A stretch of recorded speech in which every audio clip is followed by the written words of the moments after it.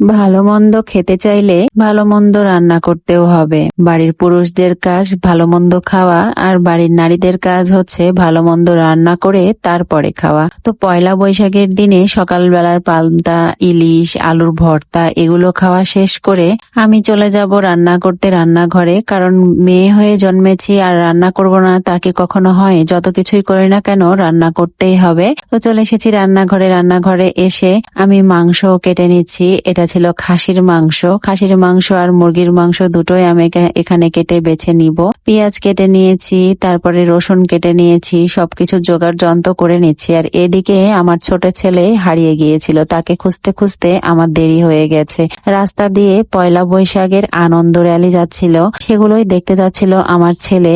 আর মেলা হচ্ছিল আমাদের এখানে, মেলা দেখার জন্য ছুটে ছুটে যাচ্ছিল। পরে একটা সময় আমার মামা শ্বশুরের সাথে সে উপজেলার ভেতরে চলে যায়, তাকে খুঁজে খুঁজে পাচ্ছিলাম না। অনেক খোঁজার পরে আমার মামা শ্বশুর তাকে নিয়ে আসে, আমাকে বলে নিয়ে গিয়েছিল না, সেজন্য অনেক টেনশনে ছিলাম। পরবর্তীতে আমার ছেলেকে পাওয়ার পরে অনেকটা টেনশন ফ্রি হয়ে রান্না করতে আবার চলে এসেছি। এখানে আমি মাংস রান্না চাপিয়ে দিয়েছি। এটা হচ্ছে মুরগির মাংস। মুরগির মাংসের ভেতরে পেঁয়াজ রসুন সবই দিয়ে দিলাম, কিন্তু আমার মশলা বাটা হয়েছিল না। আজকে আমি একেবারে টাটকা মশলা পাটায় বেটে তারপরে রান্না করব। তো এখানে আমি জিরা আর আদা বাটতে চলে এসেছি। ধনিয়া আগে থেকে ভেজে গুঁড়ো করে রেখেছি। আদা বাটা জিরা বাটা দিয়ে পরিমাণ মতো লবণ, শুকনা মরিচ, গুঁড়া মরিচ, হলুদ গুঁড়া এখানে দিয়ে দিচ্ছি। আগে থেকে ভেজে রাখা ধনিয়া গুঁড়া দিলাম, গরম মশলা, আর এখন দিয়ে দিচ্ছি পরিমাণ মতো তেল। তেল দিয়ে দেওয়া হয়ে গেলে হাত দিয়ে ভালোভাবে মাখিয়ে নিব।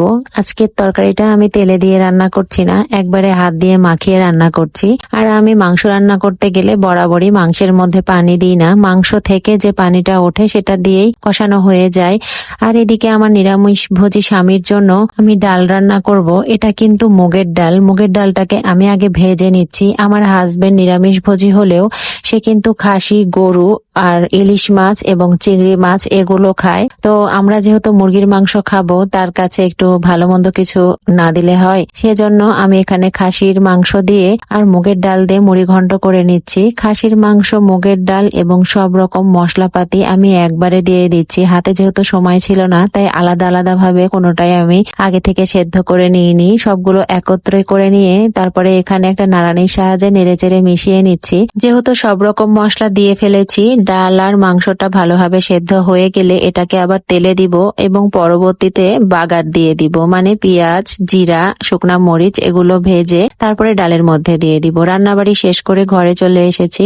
আর আমার অত ডেকোরেশন করা আসে না, ডেকোরেশন করিনি, সবগুলো আমি কড়াইতেই রেখেছি। আর একটু বিরিয়ানি করেছিলাম। সবার খাওয়া শেষে গোসল করে এসে আমিও খেতে বসে গেছি। খেতে খেতে আপনাদের সাথে ভিডিও শেয়ার করছি। তো এই ছিল আমার আজকের ভিডিও। যদি ভালো লেগে থাকে তাহলে অবশ্যই একটা লাইক, একটা কমেন্ট আর একটা শেয়ার। দেখা হয়ে যাবে অন্য কোনো ভিডিও নিয়ে। সে পর্যন্ত সবাই ভালো থাকবেন, সুস্থ থাকবেন। আল্লাহ হাফেজ। আসসালামু আলাইকুম।